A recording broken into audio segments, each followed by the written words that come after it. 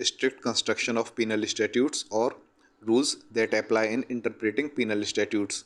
Question कैसे भी आ सकता है, या तो ये पूछ सकते हैं कि strict construction of penal statutes बताइए, या फिर यह कह सकते हैं कि वह रूल्स बताइए जो कि पीनल स्टैट्यूट्स को इंटरप्रेट करने के दौरान अप्लाई किए जाते हैं।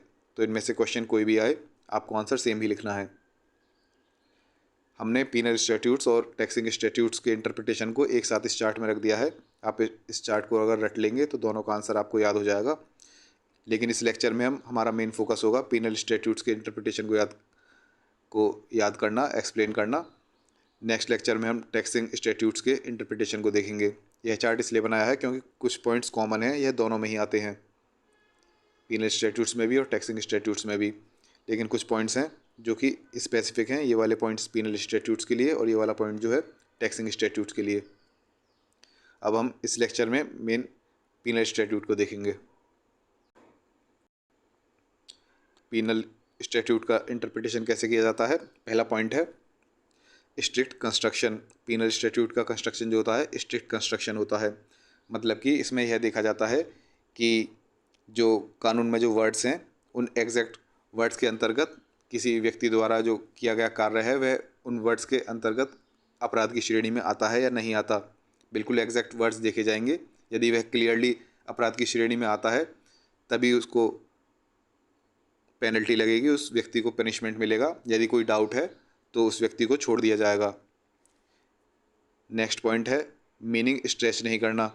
मतलब कि मान लीजिए किसी कानून में कोई वर्ड है, उस वर्ड का जो मीनिंग है उस मीनिंग के अंतर्गत किसी व्यक्ति द्वारा किया गया कार्य अपराध की श्रेणी में नहीं आता, तो कोर्ट ऐसा नहीं कर सकती, उस वर्ड का मीनिंग एक्सटेंड कर दे, बढ़ा दे कि कैसे ना कैसे उस कार्य को अपराध की श्रेणी में लाया जाए। ऐसे कोर्ट जो है मीनिंग को एक्सटेंड नहीं कर सकती किसी कार्य को अपराध की श्रेणी में लाने के लिए। नेक्स्ट पॉइंट है एम्बिग्युइटी होने पे एक्यूज को फेवर किया जाता है।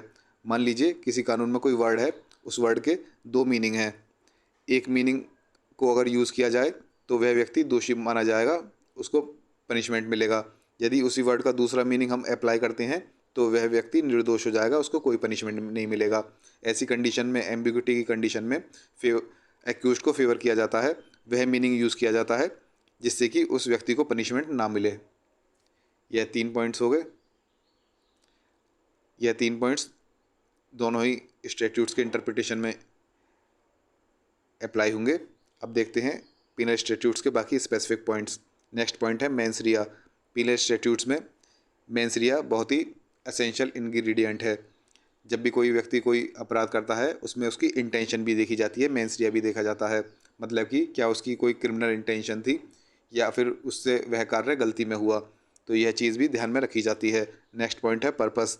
कानून का पर्पस भी याद रखना चाहिए जब भी हम कभी पीनल स्टैट्यूट को इंटरप्रेट करते हैं कि उस कानून का उद्देश्य क्या है। नेक्स्ट है पब्लिक पॉलिसी।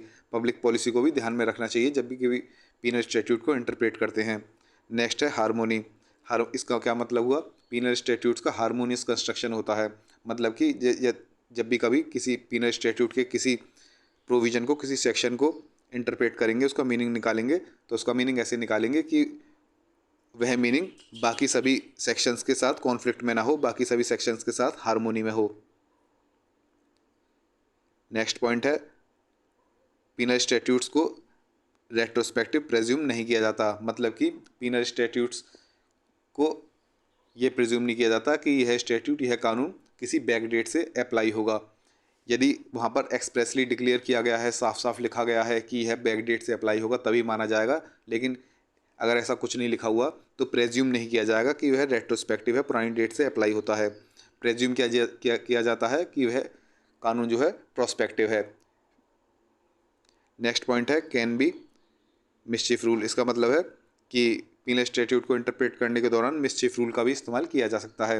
मिस्चीफ रूल में क्या होता है, कोई भी बुराई होती है, मिस्चीफ जो होती है उसे सप्रेस किया जाता है और कानून में जो रेमेडी दी गई है उस रेमेडी को प्रोवाइड किया जाता है, एडवांस किया जाता है। नेक्स्ट पॉइंट है कॉमन सेंस। पीनल स्टैट्यूट में यदि कॉमन सेंस की कोई जगह है तो उस कॉमन सेंस को अप्लाई करना चाहिए। कहीं भी अगर कॉमन सेंस से काम बन रहा है, कॉमन सेंस की ज़रूरत है, तो कॉमन सेंस को इस्तेमाल कर लेना चाहिए, उससे कोई परहेज नहीं करना चाहिए। यह तो हुआ शॉर्ट में। अब हम इन सब को डिटेल में देखेंगे। Following rules are applied during strict construction of penal statutes. यह सभी रूल्स पीनल स्टैट्यूट्स के स्ट्रिक्ट कंस्ट्रक्शन के दौरान अप्लाई किए जाते हैं। पहला पॉइंट क्या था, हमने देखा था penal statutes must be strictly construed. इसका स्ट्रिक्ट कंस्ट्रक्शन होता है। The exact words of the statute must clearly show that the act of the person clearly falls within the criteria of offence. कानून के exact words clearly show करने चाहिए, जो word से साफ साफ पता लगना चाहिए कि किसी व्यक्ति द्वारा किया गया कोई कार्य अपराध की श्रेणी में आता है या नहीं आता।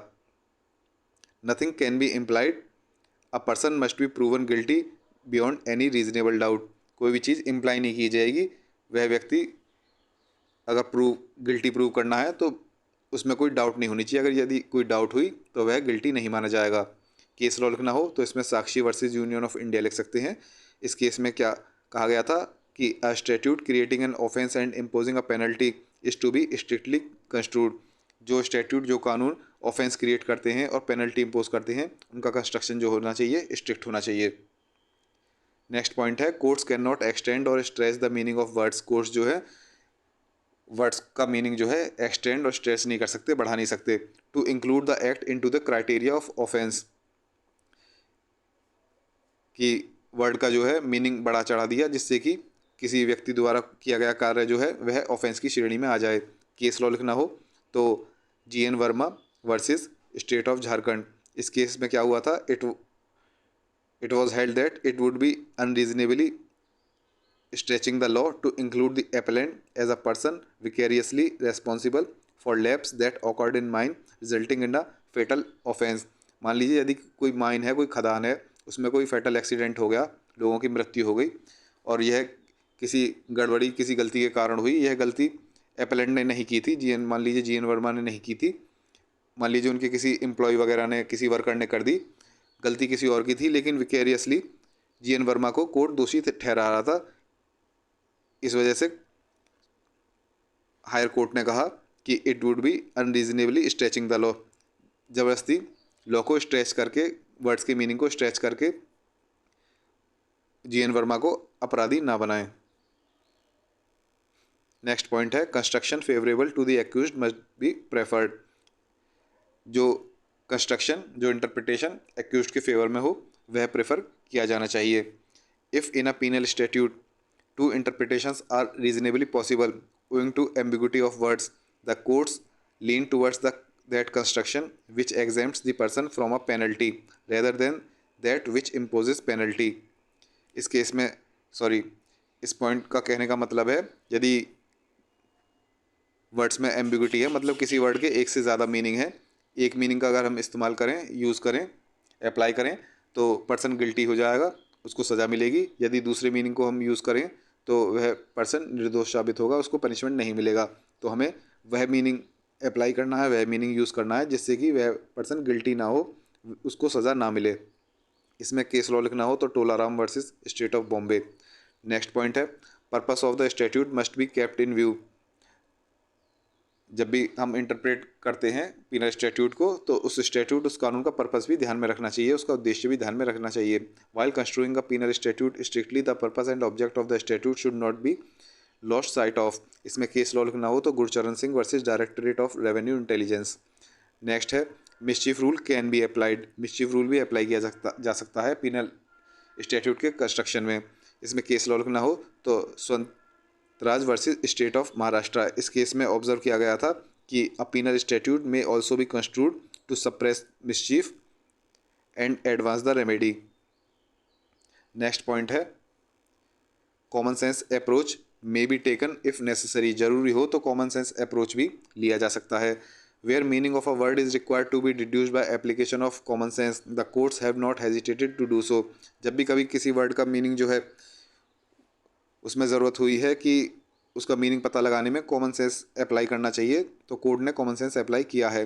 केस लॉ लिखना हो तो state of Andhra Pradesh versus Bathu Prakash Rao. इस केस में क्या हुआ था, two terms rice and broken rice were distinguished by applying common sense test. It was held that at least 50% rice must be broken in order to constitute broken rice. इस case में था, मान लीजिए कोई व्यक्ति कह रहा है कि मेरे पास ब्रोकन राइस है और उसके पास राइस जो है, चावल का मान लो पैकेट है, उस चावल के पैकेट में मान लो 100 चावल हैं उन 100 चावल में मान लीजिए 90 चावल जो हैं वह बिल्कुल सही हैं, टूटे नहीं हैं, और केवल 10 चावल हैं वह टूटे हुए हैं, तो वह व्यक्ति कह रहा है कि सारा का सारा पैकेट जो है यह टूटा हुआ चावल का पैकेट माना जाएगा, ब्रोकन राइस माना जाएगा। तो कोर्ट ने कॉमन सेंस से अप्लाई किया और कोर्ट ने कहा कम से कम 50% चावल तो टूटे होने चाहिए, ब्रोकन होने चाहिए, तभी तो हम इसको पूरे पैकेट को ब्रोकन राइस का पैकेट मानेंगे। तो ये होगा कॉमन सेंस वाला पॉइंट। नेक्स्ट पॉइंट है consideration of public policy. While interpreting any penal statute there must be due consideration to public policy. Penal statute को इंटरप्रेट करने के दौरान पब्लिक पॉलिसी को भी कंसिडर करना चाहिए। Presumption against retrospective operation. Penal statutes can not be presume to have retrospective effect. Penal statute जब भी इंटरप्रेट करते हैं तो उसका कोई रेट्रोस्पेक्टिव इफेक्ट नहीं होता, कि यह प्रिज्यूम नहीं किया जाता कि इसका असर जो है बैक डेट से होगा। यदि क्लियरली एक्सप्रेसली डिक्लेयर किया गया है कि इसका असर बैक डेट से होगा तभी वह बैक डेट से माना जाएगा, वरना ऐसा प्रिज्यूम नहीं किया जाएगा। प्रिज्यूम किया जाता है प्रोस्पेक्टिव। कोई पीनल स्टैट्यूट हो, पनिशमेंट देने वाला कानून हो, उसको यह माना जाता है कि फ्यूचर डेट से क्या कहते हैं यह लागू होगा, बैक डेट से नहीं होगा। नेक्स्ट पॉइंट है harmonious construction. Interpretation of any of the provisions of a penal statute must always be in accordance with the rest of the provisions of that statute. It must be in harmony with other provisions. मान लीजिए किसी penal statute के किसी provision को, किसी section को हम interpret कर रहे हैं, उसका मीनिंग पता लगा रहे हैं, तो जब हम उसको ऐसा मीनिंग पता लगाएंगे जो कि दूसरे प्रोविजन से, दूसरे सेक्शन से कॉन्फ्लिक्ट में ना हो, उनके साथ हारमोनी में होना चाहिए। नेक्स्ट पॉइंट है mens rea. Mental element behind any offence must be considered while interpreting any penal statute। जब भी कभी penal statute को इंटरप्रेट करते हैं तो हमें mental element जो होता है किसी भी अपराध के पीछे जो इंटेंशन होती है, मंशा होती है, उसको भी कंसीडर करना चाहिए। Existence of guilty intent is an essential ingredient of a crime at common law.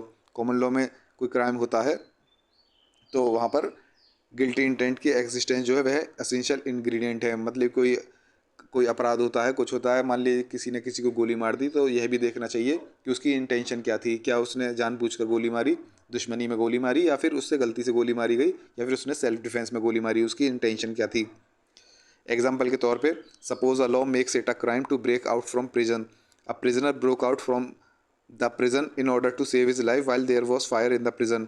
In this case, strict or restrictive construction will be done and the prisoner will not be convicted for breaking out from the prison because his intention was not to break the law but to save his own life.